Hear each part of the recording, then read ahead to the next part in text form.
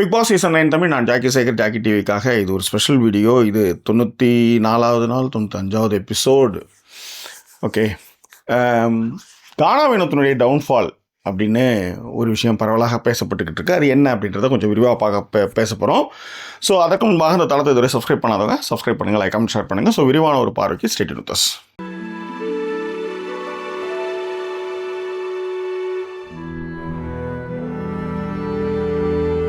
கானா வினோத் அவர் தலையில் அவரால் மட்டும்தான் மண்ணாளி போட்டுக்க முடியும், வேறு யாராலையும் போட்டுக்க முடியாது அப்படின்றத வேற ஒரு டோனில் நம்ம விக்கல் விக்ரம் சொன்னார். அது உண்மைதான். காரணம் என்னென்னா, ஒரு கட்டத்தில் ரொம்ப சிறப்பாக விளையாடி மனிதநேயத்தோடு இருக்கக்கூடிய ஒரு கானா வினோத் சில இடங்களில் சறுக்க ஆரம்பிக்கிறார்.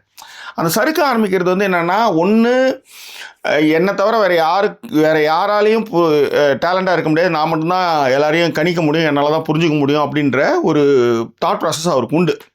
ஆனால் என்ன பிரச்சனைனா, எடுப்பார் கைப்பிள்ளையா யார் சொன்னாலும் அதை நம்பிடுறார். இப்போ உதாரணத்துக்கு இந்த கேம் ஓரளவுக்கு புரியுது, ஒரு கேம் ஏதாவது ஒரு டாஸ்க் வச்சா அந்த டாஸ்கில் ஜெயிக்கணுன்ற முன்னெடுப்பு, அதற்காக யோசித்து விளையாடுறது, அதை அது தோற்று போனால் அதுக்காக பதறது, இதெல்லாம் ஒரு குட் ஸ்போர்ட்ஸ்மேன்ஷிப்பு. அப்புறம் தான் வந்த வேலையில் உண்மையாக இருக்கிறது, அதில் மாற்றுக்கிறது கிடையாது. ஆனால் தேவையில்லாத சில விஷயங்களில் அவர் நம்பிக்கை வைக்கிறது. முக்கியமாக கமருதீன் பாரு மேலே ஒரு மிகப்பெரிய நம்பிக்கை வச்சார். முக்கியமாக கமருதீனாலே அவர் நிறைய நல்ல நட்புகளை இழக்க ஆரம்பித்தார். கமருதீன் அன்பர் வீட்டுக்கு அந்த ஃப்ரீ ஸ்டார்ஸில் சொன்னதுக்கப்புறம் அவர் அரோராவை வெறுக்க ஆரம்பித்தார், அரோராவை திட்ட ஆரம்பித்தார். இது ஒரு ப்ராசஸ் போயிட்டுருக்கு, ரைட்டா? ஸோ இப்படி ஒரு விஷயம் நடந்துகிட்ருக்கு.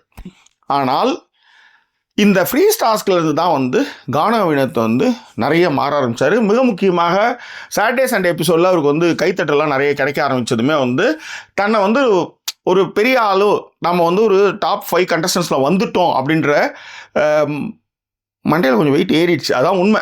இது ஒன்று. ஏன்னா அரோரா அதை வெளிப்படையாகவே சொல்லுவாங்க. அவருக்கு என்னென்னா, ஃப்ரீ டாஸ்க் மூலமாக எல்லார்கிட்டையும் போய் கேட்க வேண்டியது, என்ன நடக்குது ஏது நடக்குதுன்னு எல்லாத்தையும் கேட்டு கிராஸ் பண்ணிக்கிட்டு, வெளியில் இந்த அளவுக்கு மக்கள் செல்வாக்கு இருக்கா அப்படின்றத புரிஞ்சுக்கிட்டாரு. ஸோ அந்த ஒரு புரிதலோடு தான் அவர் இருக்கிறார். அதனால தான் எல்லாரையுமே நீ 94 நாள் தான் இருந்தேன். ஏன்னா சபரியெல்லாம் நேற்று சண்டை போட்டதெல்லாம் சாதாரண சின்ன விஷயத்துக்கே அவர் வேறு மாதிரி முகத்தை காமிச்சார். சரி, இந்த முகத்தை காமிச்சதுக்கான காரணம் என்ன அப்படின்றதையும் அரோரா சொன்னாங்க. என்ன சொன்னாங்கன்னா, அவருக்கு பிரவீன்ராஜ் தான் அவருக்கு பெஸ்ட்டாக இருந்தார். 2 பேரும் பெஸ்ட்டு ஃப்ரெண்ட்ஸாக இருந்தாங்க. அப்படி இருக்கும்போது திரும்ப அவர் வரும்பொழுது நேராக கானா வினோத் பக்கத்தில் உட்காந்துக்குன்னு, பிரவீன் காந்தி உட்காந்து பேசுகிற இடத்துல கானா வினோத் பக்கத்தில் பிரவீன்ராஜ் உட்காந்துருக்கணும்னு கானா வினோத் நினச்சார்.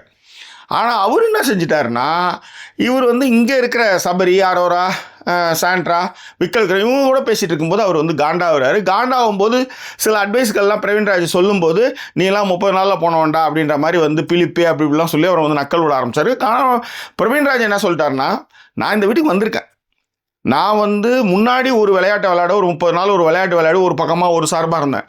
பட்டு நான் வெளியில் போய் எல்லாத்தையும் பார்த்தாச்சு. இப்போ நான் வந்திருக்கிறது ஃபைனல் கண்டஸ்டன்ஸ் கூட தான் நான் இருக்கணும்னு வந்திருக்கேன். இப்போ ஒரு சாரர்கிட்ட மட்டும் நான் போய் உட்காந்தா அது பயஸ்டாக இருக்கும், நான் அந்த விஷயத்தை நான் செய்ய மாட்டேன் அப்படின்றத ரொம்ப தெளிவாக பிரவீன்ராஜ் சொல்லிட்டார். இந்த கோவத்தினுடைய வெளிப்பாடாக தான் கானா வினோத் என்ன பண்ணார்னா, இங்கே நக்கல் விடுறது, நையாண்டி விடுறது, மிக முக்கியமாக சபரிக்கிட்ட கடிஞ்சிக்கினது. அது மட்டும் கிடையாது, சபரிக்கிட்ட கடிஞ்சிக்கிறதுமே அது ரொம்ப தப்புன்றதை சுட்டி காட்ட அரோராக்கிட்டையும் கடிஞ்சிக்கிறது. இந்த மாதிரியான விஷயங்கள்லாம் வரும்போது அந்த வீட்டில் இருக்கிற எல்லாருக்குமே தெரியுது, கானா வினோத் தன் மீதான விமர்சனங்களை ஏற்றுக்கிறது இல்லைன்றதும், எதாக இருந்தாலும் கேமரா பார்த்துக்க. அதனால தான் இந்த வாட்டி அவர் டாஸ்கில் தோற்றாரும்போது எல்லாம் கேமரா பார்த்துக்காங்கன்னு எல்லோரும் நக்கல் விட்டு போனாங்க. முக்கியமாக அந்த பேனா மேட்ருக்கு கேமராவில் இருக்குன்னு நக்கல் விட்டு காரணம் ஏன்னா இந்த வீட்டை பொறுத்தவரை எல்லோருக்கும் எல்லாரை பற்றியும் தெரியும், எல்லாரும் எந்தெந்த மீட்டரில் இருப்பாங்க, எந்த இடத்துல நகருவாங்க அப்படின்றது நல்லாவே தெரியும். இப்போ உதாரணத்துக்கு வாட்டர்மெலன் இன்றைக்கி பயங்கரமாக கலாச்சிட்டு இருக்காரு. ஓகேவா? வாட்டர்மெலன் மேட்டரை தனியாக வீடியோ போடுறேன், யார் மேலே தப்பு என்ன இதுன்றதை போடுவோம். ஆனால் கானா வினோத் கொஞ்சம் வாட்டர்மெலன் பண்ணுற குசும்புகள் இங்கே ஹவுஸ்மேட்ஸுக்கு தெரியாது. ஆனால் வாட்டர்மெலன் மேலே ஒரு பரிதாபம் இருக்குது. ஸோ அந்த பரிதாபத்தை முன்னிறுத்தி அவங்க என்ன பண்ணுறாங்கன்னா, கானா வினோத் ரொம்ப அதிகமாக பேசுகிறாரு, என்ன பயங்கரமாக நக்கல் விடுறாரு. அதே மாதிரி அவர் நக்கல் விட ஆரம்பிச்சாருன்னு வச்சுக்கோங்களேன், வேறு லெவலில் நக்கல் இருக்கும். பட் அதே மாதிரி சென்ஸ் ஆஃப் ஹியூமர் வேறு லெவல். இப்போ உதாரணத்துக்கு இவர் வந்து திவ்யா பக்கத்தில் உட்காந்தார் வாட்டர்மிலன். எப்படி இருக்கு அப்படின்னு கேட்டார். அது வந்து கானா வினோத் பாலில் வந்து மாதிரி இருக்கு அப்படின்ட்டு. அந்த மாதிரி ஆனால் ஸ்பான்டேனியஸாக போடுறதுலாம் வேற லெவல். ஆனால் வாட்டர்மிலன் பண்ண தவறுகள் இல்லை வாட்டர்மிலன் வந்து இவர் உண்மையிலே வந்து காலி பண்ணாரா அப்படின்றத நம்ம வந்து அடுத்த வீடியோவில் பார்க்கலாம். ஆனால் இந்த இடத்துல கானா வினோத்தினுடைய சர்க்கிள் எங்கன்னா ஒரு பிம்பம் இருக்குல்ல, அது ஒரு கெத்தை கொடுக்கும். அந்த கெத்து என்ன ஆகும்னா, அதனால தான் இது பிரவீன் ராஜ் நீலாம் வந்து ஜெயிக்கிறியா அப்படின்ற ஒரு பார்வை இருக்குல்ல. அப்போ வந்து சபரி சொல்லுவார், கமருதீனுக்கும் எனக்கும் ஒரு கேமு, கமருதீன் தோத்துட்டாப்புல ஏதோ குதிக்க கேமில் வந்து நான் வந்து ஜெயிக்கிற மாதிரி இருக்கும்போது அவங்ககிட்டலாம் போய் தோக்குறேடான்ற மாதிரி சொன்னார். அப்போ உங்களுக்குள்ள ஒரு நட்பு இருக்கு. கமருதீனுக்கும் அவருக்கும் ஒரு நட்பு இருந்தது. அந்த நட்புக்காக தான் அவர் அந்த சொல்கிறாருன்னு வச்சுக்காங்களேன். ஆனாலும் சபரியை பொறுத்தவரையிலையும் என்னடா கண்டஸ்டன்ஸாக விளையாடுறோம், இவன் ஒரு ஆள் இவங்கிட்டலாம் தோத்துறீ அப்படின்ற மாதிரி பேசுகிறேன்னா அவர் எடுத்துக்கிட்டார். அதுதான் இந்த வீட்டை பொறுத்தவரை இந்த ஒரு முணுமுணுப்புக்கும் ஒரு சொல்லுக்கும் ஒரு செயலுக்குமே வந்து கற்பிதங்கள் கற்பிக்கப்படும். அதுதான் இந்த கேமோட சுவாரஸ்யமே. ஓகேவா? ஸோ கானா வினோத் வந்து அதன் பிறகு வந்து இந்த பிரவீன் ராஜ் வரல அப்படின்றதுனால வந்து கிட்ட வந்து பேசலைன்றதுனால அவர் எல்லாரையுமே வந்து போட்டு தாங்கினார். முக்கியமாக சபரி கூட சண்டைப்பட்டார். இதை வந்து நம்ம அரோரா புட்டு வச்சாங்க.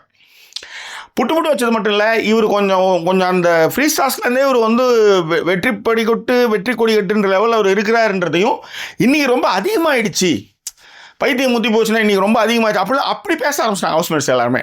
பட் ஆனால் ரொம்ப நல்ல மனுஷன், கவுண்டர் கொடுக்குறதுல ஓகே. ஏன்னா இவரே கூட ஒரு இடங்களில் வந்து கானா சொல்லுவார்,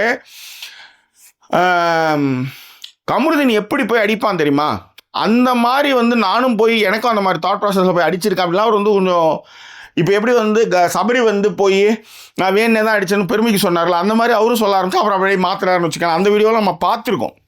ஆனால் விக்கல் விக்ரம் சொல்கிற மாதிரி கானா வினோத்தை காலி பண்ண கானா வினோத்தால் மட்டும்தான் முடியும். கானா வினோத்தோட டவுன்ஃபால் கானா வினோத்தால் மட்டும்தான் முடியுமோசம் வேறு யாராலையுமே முடியாது. அதே மாதிரி அரோராவுடைய ட்ரெஸ்ஸை பற்றி பேசுகிறது, அந்த அரோராவை வந்து டக்குன்னு டீக்ரேட் பண்ணுறப்ப வந்து முன்னாடி என்னென்ன வேலையெல்லாம் செஞ்சுட்டு இருந்தேன் அப்படின்ற மாதிரி சொல்கிறது.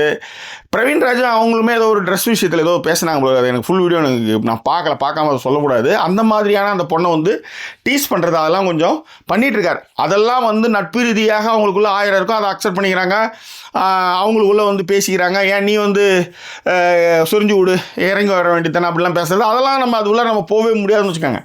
ஆனால் அரோரா மீதான அந்த நட்பிலே கூட வந்து பார்த்திங்கன்னா அவர் நிறைய இடங்களில் வந்து அரோரா வந்து டீக்ரேட் பண்ணுவார்.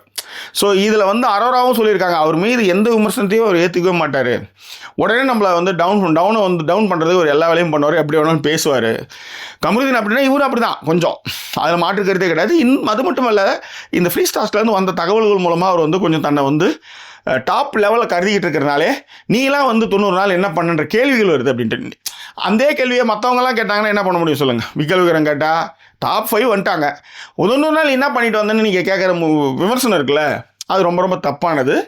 அதுதான் மேட்ரு. எல்லாத்த விட ரொம்ப தப்பான ஒரு விஷயம் ஒன்று பண்ணார் அவர். கானா வினோத்துடைய பொட்டியேட்டு வந்து வெளில வச்சது. அது நிச்சயமாக வீட்டுக்கு ஒரு கெஸ்ட் வராங்க, அவங்க படுக்கிறாங்க, அவ்வளோ பெரிய பெட் இருக்குன்னு போது அவர் ஏதோ ஒரு விஷயங்கள் பண்ணி அதுலேயும் அவருக்கு வந்து அது கெட்ட பேர் தான் அது.